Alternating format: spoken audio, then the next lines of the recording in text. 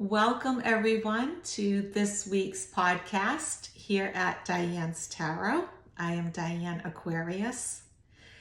This week we are going to be looking at the different ways that you can be psychic and then some of the practical things that you can do to hone those skills. I know a lot of you that listen to me consider yourselves already to be psychic or intuitive, or you have a really good gut instinct. You feel like you're an empath or a sensitive, a light worker. So this is very appropriate for all of you. Being psychic typically refers to having the ability to perceive information beyond the normal range of the five senses.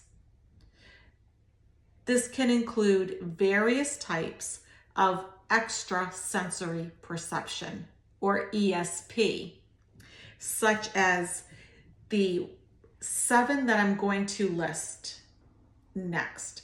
Now, there are more than 7. I am not going to go into every single clair. There's many different clairs.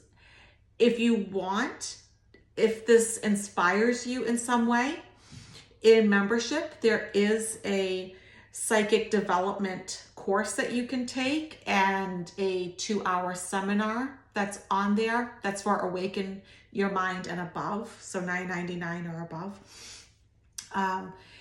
You may want to explore that, but let's dig into this and see what resonates with you.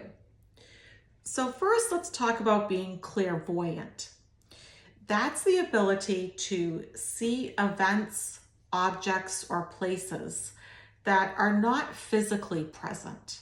This can involve seeing visions or images in the mind's eye.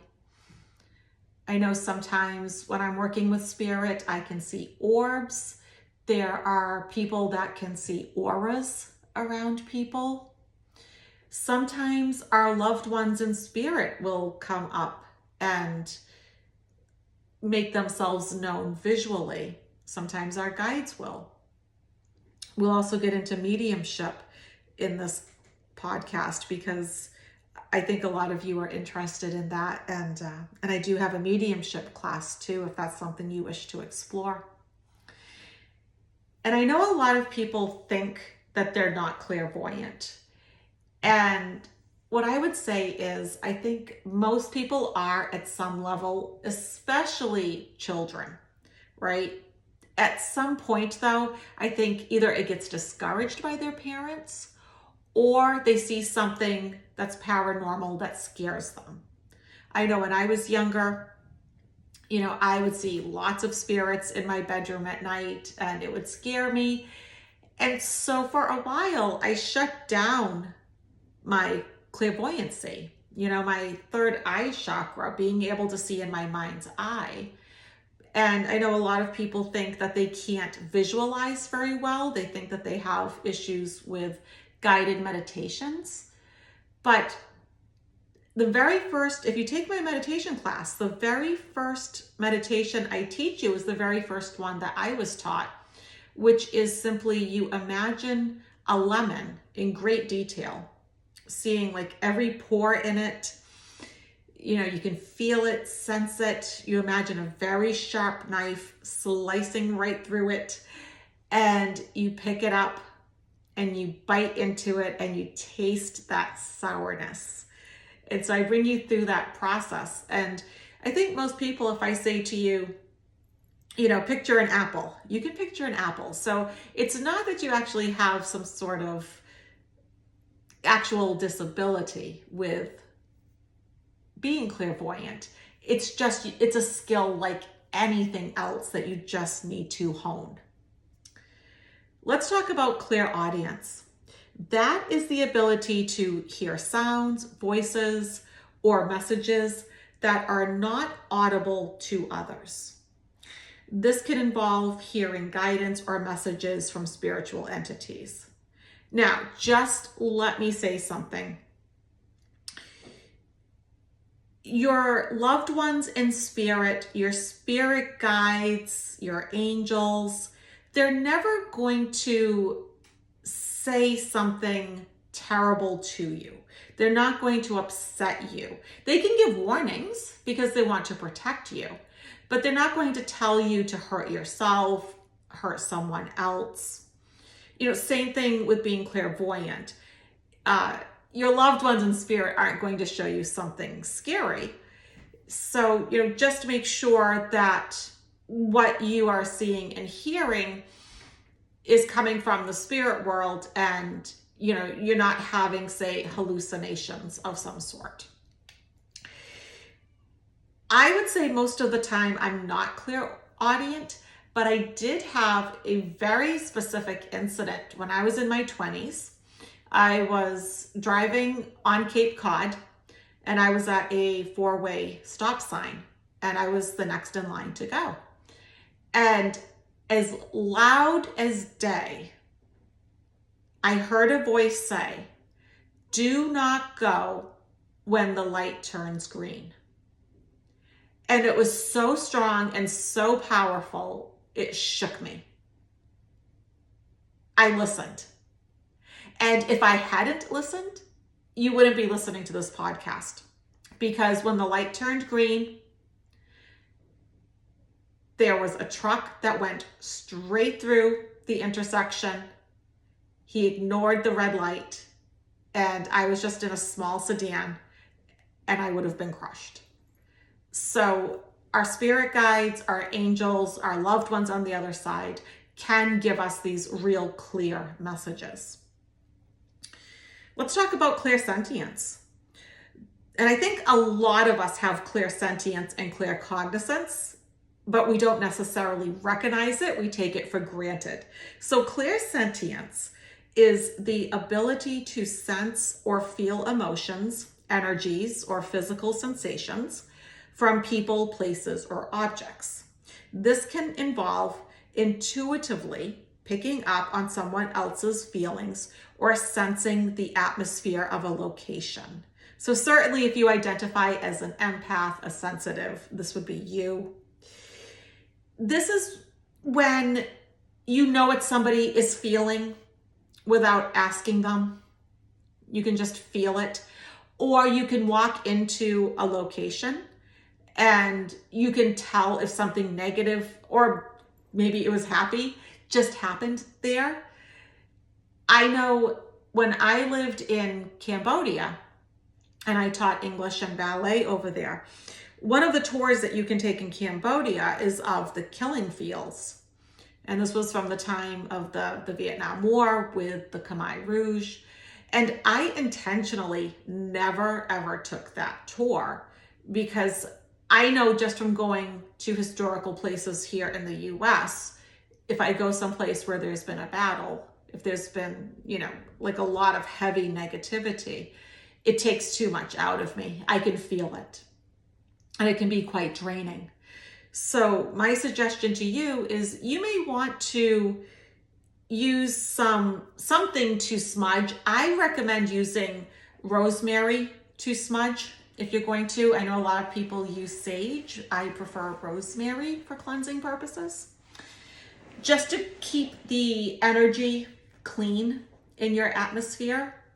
And also putting selenite on your windowsills or near doorways, just to purify and cleanse your energy if you're sensitive to that. Claircognizance. That is the ability to know something without any logical basis or direct evidence. This can involve sudden insights or knowledge about a situation or person. So this is when you just know something. You don't have a good reason for knowing it. Say the phone rings and you know that it's Aunt Shirley calling you. Even though you haven't heard from her for 10 years, you just know. And I think a lot of times that's where we say, oh, that's our gut instinct, or we try to rationalize it. And it's like, no, that really is you being claircognizant, right? That's one of your psychic abilities. Mediumship, the ability to communicate with spirits of the deceased or other non-physical entities. Mediums often convey messages from the spirit world to the living. I love mediumship. I do that for my clients. I can also do it if they have pets that have crossed over. And I think there's a very fine line between channeling and being a medium. It's very fine because you're making contact with entities on the other side. So for those of you that really want to be channelers and channel, say, angels or extraterrestrials, start with mediumship, and that will give you a real solid foundation. I do have a class that's on demand in my membership that you can take on mediumship, and I walk you step by step through it because there are things that you should do, shouldn't do, ways to protect yourself, ways to like boost your energy. You know, there's a lot of good practices that I try to promote. Precognition. Precognition is the ability to perceive or predict future events before they happen. This can involve dreams, visions, or a strong sense of knowing about future occurrences.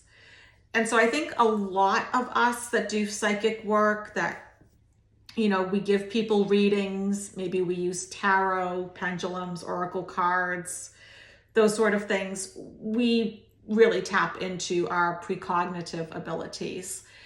And I'm sure a lot of you too have prophetic dreams.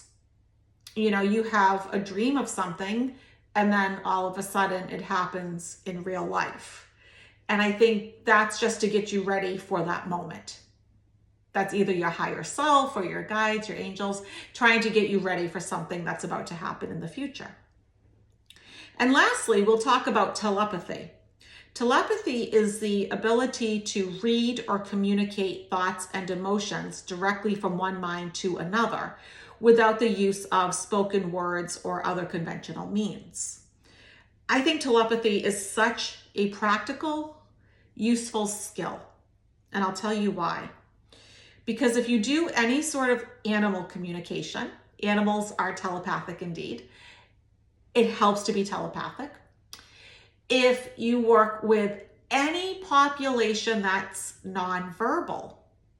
So I worked with a lot of folks that were end stage dementia. They were nonverbal, but I felt like I could communicate with a lot of them. Working with infants, working with people that have traumatic brain injury and can't communicate. There's lots of populations that this is a very useful, practical skill, and there are ways to develop it indeed. Being psychic is often described as having heightened intuition, because I believe we are all intuitive, all of us. But we call those people that are psychic as just having, like, say, extra intuition. It's heightened, or an expanded sense of awareness. And I say that comes from being very aware with your 5 senses first, right? So having that mindfulness practice.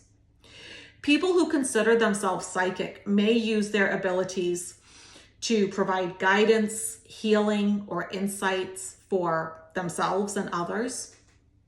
You know, I know a lot of you that listen to me, you are healers, you're Reiki practitioners, or you work with crystals and various other modalities to heal others. So you're using your psychic gifts, you know, for the betterment of mankind, and I applaud that. Psychic abilities are often developed and refined through practice, meditation, and a deepening of one's spiritual connection. You know, I don't think you have to be religious to develop these skills, but spiritual, yes. And I differentiate the two. I think it's fine if you're religious. I don't think that's going to get in the way.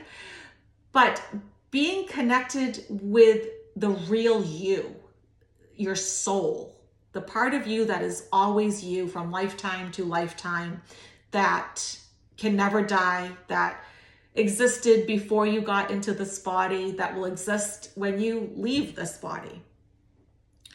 It's important to note that psychic phenomena are not universally accepted or proven by scientific standards and beliefs, but I do know for a fact that most governments do employ psychics at some level, at some capacity, to do some things.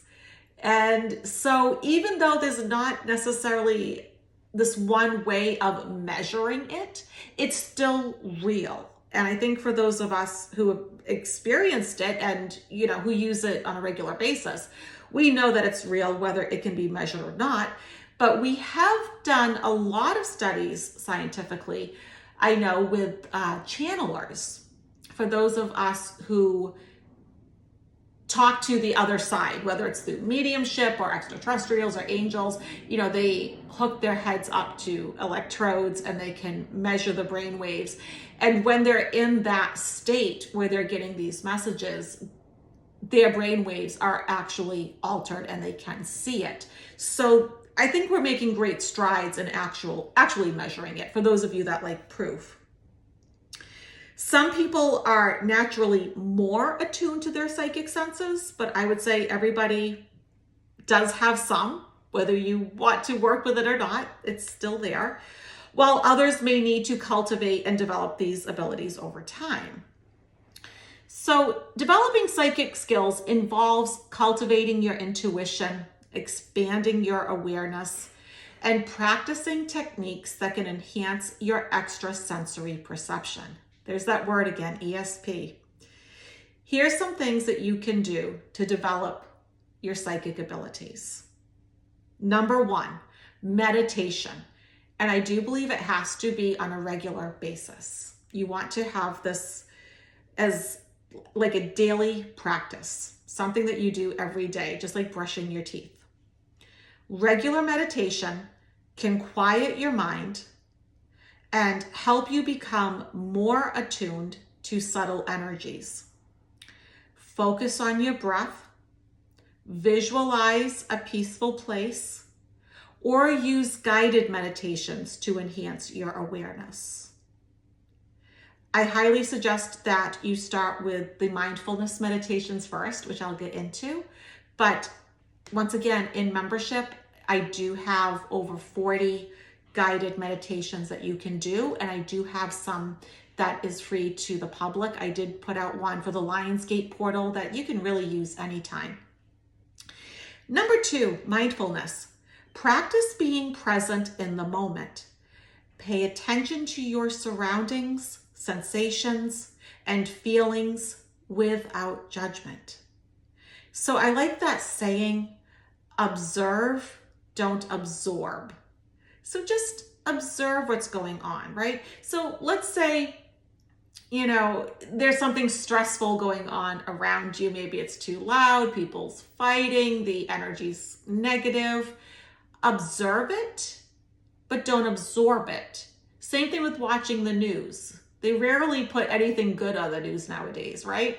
So observe, but you don't have to suck in all that negativity, okay?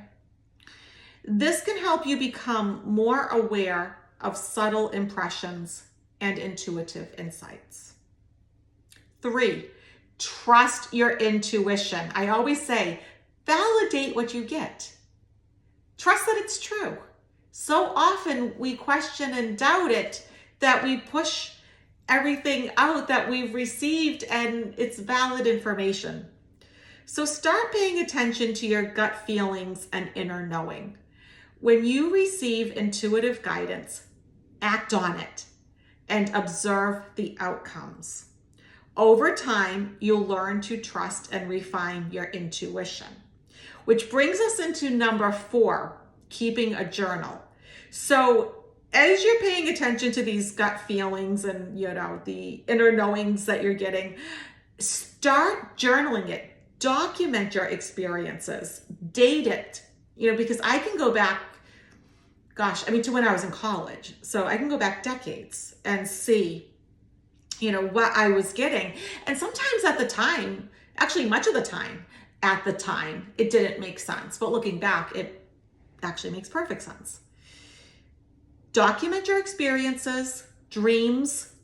When you write down your dreams, make sure you have that dream journal on your nightstand, because the second you get up and you start walking around and you start your day, you lose your dreams. and any intuitive insights you receive. Keeping a journal can help you track patterns and validate your psychic impressions. Number 5, develop your senses.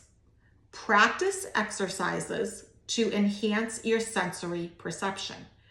For example, try to identify objects while blindfolded. If you have somebody that is game, have them put things in front of you that you can feel and say, okay, all right, this is a pen. I can feel that this is a pen. This is a bottle cap, and really feel it. Or you can focus on listening to subtle sounds in your environment. You may want to close your eyes when you start that, because having too much input coming in can be a little bit too much at first. Another one that I really like is to take a bite of something. So let's say you like chocolate. Take a piece of chocolate and put it in your mouth. And as you're chewing it, really taste it and savor it. Notice what part of your tongue is stimulated. Notice any emotions that come up. Really fully be in the moment, because so often nowadays we're getting psychic guidance, we're getting the information, but we're trying to eat, we're watching TV, we're scrolling through our phone, we're having a conversation, we're listening to our neighbors next door yell, and we're just living a very distracted life. So be mindful. Number 6, practice visualization. Strengthen your ability to visualize by imagining detailed scenes in your mind's eye. Visualization exercises can enhance your clairvoyant abilities. So that would be like the lemon exercise I talked about, any of the many guided meditations that are out there. Practice doing those. Number 7, work with energy. Learn to sense and work with energy through practices like Reiki, Qigong, or other energy healing modalities. These practices can heighten your sensitivity to subtle energies. I have some great ones that I do on my channel with making the energy balls. That's a fun one to do, where you're rubbing your hands really fast and then you spread your hands apart and you make that ball of energy and you feel it and you make it bigger and smaller and you kind of play with it. That's a great exercise to do to work with energy. Number 8, connect with nature. Spend time in nature to ground yourself and attune to natural energies. Nature can provide a calming and supportive environment for developing your psychic abilities. I really think there is something to walking barefoot in the grass or walking barefoot at the beach, letting, like the ocean waves just go over your toes, touching trees, feeling leaves. It's very grounding. So often everything that we're doing is so artificial. It's nice to be in nature and have these real moments. You can also pretend that, I would say put your feet on the floor first to do this exercise. And then imagine that there's roots growing from the soles of your feet down into Mother Earth and connecting with all the roots of all the trees that are on the planet. And you can pull energy up from the earth to help renew you and heal you. And you can push any negative, toxic energy that you have down through those roots where the earth can safely transmute and heal those energies. Number 9, and I'm a big fan of this, use tools.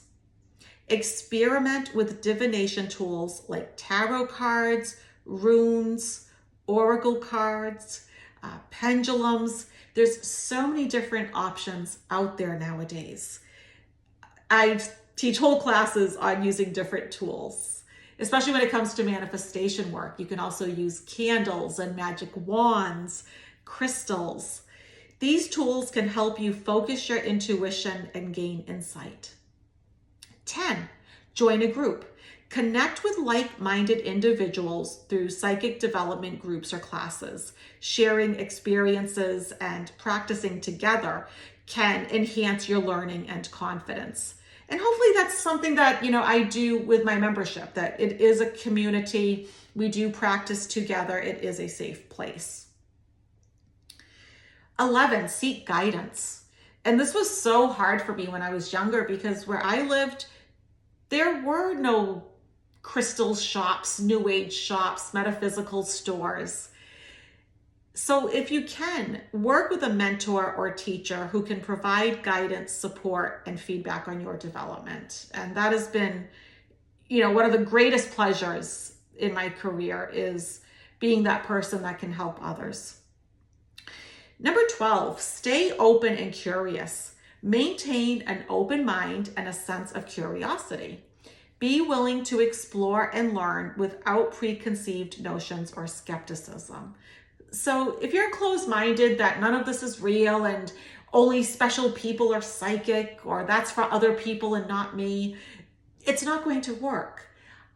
Everyone can develop their psychic skills. You just have to be open. And when you're curious, that also raises your vibration and it makes it easier to manifest. 13, set intentions.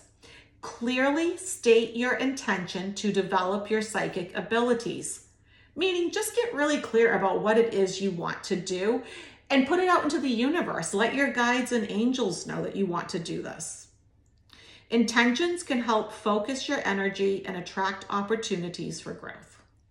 And lastly, and most importantly, 14, practice regularly. It's like anything else. I started the first half of my life in ballet. I got up every morning, I did ballet. When I got home from school, I did ballet. Before I went to bed, I did ballet. And that's how I got good at it. It wasn't by happenstance. And it's the same thing with any skill. I don't care what we're talking about, whether it's playing the piano or learning how to cook or any of the sports. Whatever skill you're trying to learn, learning a language, the more you practice it, the better you're going to get at it. So like any skill, psychic abilities require consistent practice. Dedicate time each day to meditate, visualize, or engage in other development exercises. So remember that developing psychic skills is a personal journey and progress will vary from person to person. Be patient with yourself and enjoy the process of exploration and growth. So I hope you enjoyed this podcast, everybody. If you did, please give it a thumbs up. And if you have any questions, thoughts, comments, put it below. I do read everything. Let me know how this resonated with you. If it resonated deeply with you, you may want to check out membership at the Awaken Your Mind or above levels for all the classes. And if you do want to schedule a reading with me, you can go to my website, dianeaquarius.com, and see what I have available. So until next week, thank you everybody and have a beautiful week. Bye for now.